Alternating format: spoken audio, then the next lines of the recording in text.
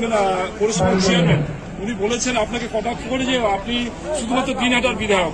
আজকে সেটাই কি প্রমাণ করছেন যে মোটামুটি আপনি উত্তরবঙ্গের সব জায়গার বিধায়ক, মন্ত্রী? এগুলো আমি তো, আমার কাছে হিসেব আছে কোন বিধান, এমন 54টা বিধানসভা কেন্দ্রের কোন বিধানসভা কেন্দ্র যদি বলতে পারে যে আমার বিধানসভা কেন্দ্রে কাজ হয়নি, তাহলে সাথে সাথে সাদা কাগজে সই করে পদত্যাগ করতে হবে। দাদা, আজকে যেটা উদ্বোধন করলেন সেখানে অ্যামাউন্টটা কত? এখানে আজকে দুটো কাজের 5 কোটি 33 লক্ষ টাকা। আর দাদা, বিজেপিরও কিছু অভিযোগ আছে। বিজেপির প্রাক্তন, আপনার এলাকার প্রাক্তন মন্ত্রী, উনি অভিযোগ করছেন যে আপনি নাকি কুচবিহারের তুমি হচ্ছে জলপাইগুড়ির লোক, তুমি কেন ভেটাগুড়ি যাচ্ছ? তুমি জলপাইগুড়ির প্রশ্ন করো।